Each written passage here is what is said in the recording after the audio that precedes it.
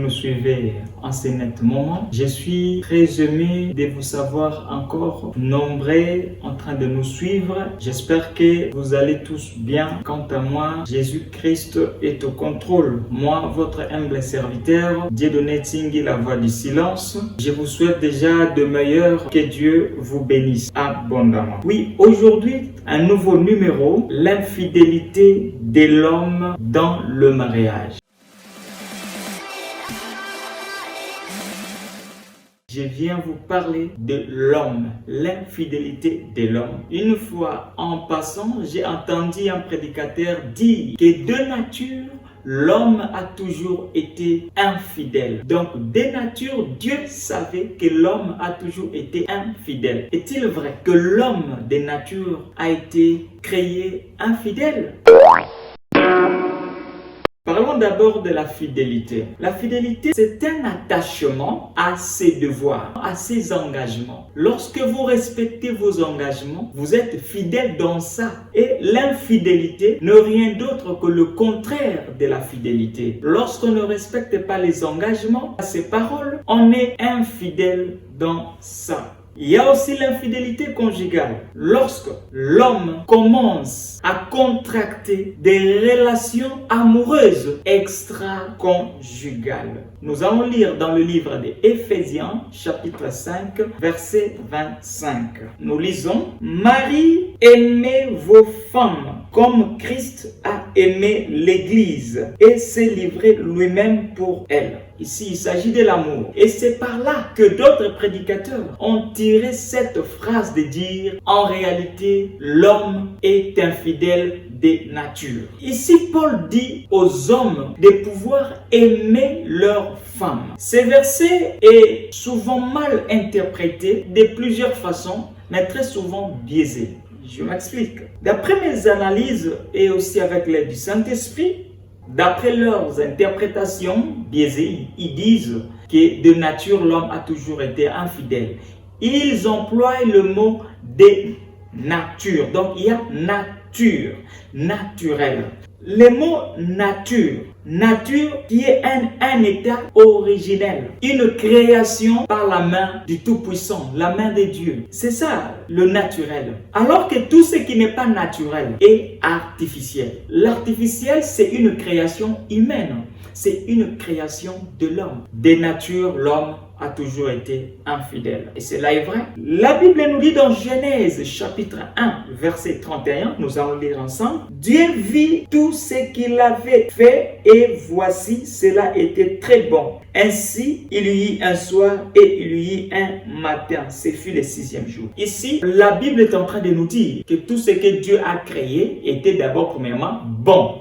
Dans le livre de Deutéronome chapitre 32 au 4e verset, nous lisons: Il est le rocher, ses œuvres sont parfaites, car toutes ses voies sont justes. C'est un Dieu fidèle et sans iniquité. Il est juste et droit. Voilà.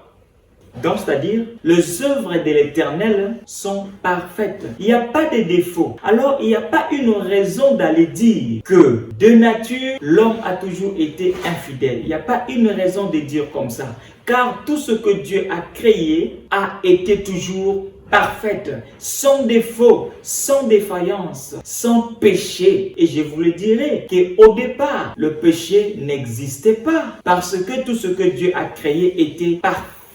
Pourquoi les gens, les prédicateurs et prédicatrices interprètent mal? Ils tirent la raison dans la phrase qui dit « Marie, aimez vos femmes ». Aujourd'hui, je vais vous dire pourquoi Dieu a dit « Marie, aimez vos femmes ». Pourquoi cette phrase? Pourquoi ça a été prononcé?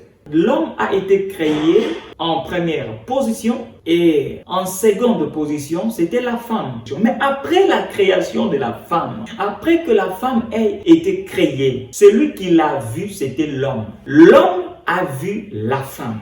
Voilà maintenant le nœud du problème. Et l'homme a compris directement que celle-ci est l'os de mes os. Il a dit, voici cette fois-ci celle qui est os de mes os. Continuez toujours à suivre nos programmes. Je parlerai pourquoi Adam a dit voici cette fois-ci. Pourquoi il a dit voici cette fois-ci. Je continue avec ce que je disais. Il ne s'est pas limité par là. Il est allé plus loin pour dire encore, je l'appellerai femme. Donc, qu'est-ce que je veux dire par là? L'homme a une vision. La femme aussi en a une autre. L'homme, la vision de l'homme, la vue de l'homme est dirigée vers la femme. Donc, l'homme voit la femme. Mais la vue de la femme ne voit qu'elle-même. La femme ne voit pas l'homme. Raison pour laquelle, plus loin, le Saint-Esprit m'a révélé ceci. L'homme voit, mais la femme est aveugle. La femme ne voit pas. C'est l'homme qui voit. L'homme voit, mais la femme est aveugle. La femme ne voit pas. L'homme voit la chose qui est devant lui. L'homme voit plus loin. L'homme voit la femme, mais la femme ne regarde que sur elle-même. Raison pour laquelle la femme, en quelque sorte, a un miroir. Azomita la pona yemoko. Et raison pour laquelle la femme peut prendre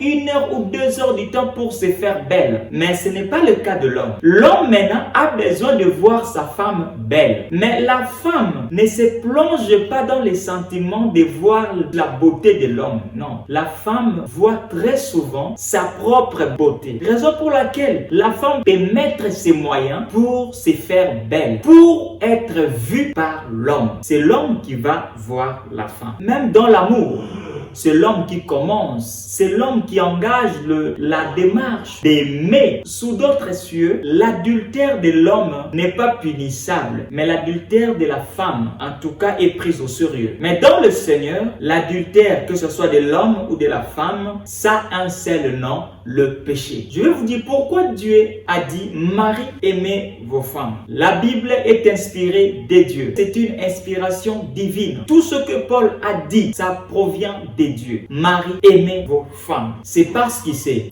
Comme c'est l'homme qui voit. Il a vu Ève, il pouvait aussi voir Chantal, Mireille, tout comme il pouvait aussi voir Émeraude. Dieu a dit, non, je ne te dis pas de voir Émeraude. Ne vois pas non plus Chantal, mais vois seulement celle qui est os de tes os. Ève, la personne que tu as pointée, c'est bien elle là que tu dois voir matin, midi, soir. Car je plaçais devant toi Ève. Il ne faut pas souiller les lits conjugales. Du fait de voir Chantal, Émeraude, là tu es plongé dans l'infidélité. Raison pour laquelle Dieu t'a rappelé. Aime seulement ta femme. Ton épouse, il faut l'aimer. Mais l'homme a été créé parfait. L'homme a été créé sans défaut. Donc, si Dieu a prononcé cette phrase-là, c'est pour dire à l'homme, vois seulement celle que je t'ai donnée. Si Dieu t'a donné Mireille, tu as épousé Mireille, reste avec Mireille. Laisse Émeraude pour un autre os. Laisse Chantal pour une autre personne, pour un autre homme. Chantal aussi, à son tour, elle aura son Adam. Mais quant à toi, Adam, contente-toi seulement d'Ève. Contente seulement de ce qui est devant toi. Raison pour laquelle Dieu a dit, Marie, aimez vos femmes.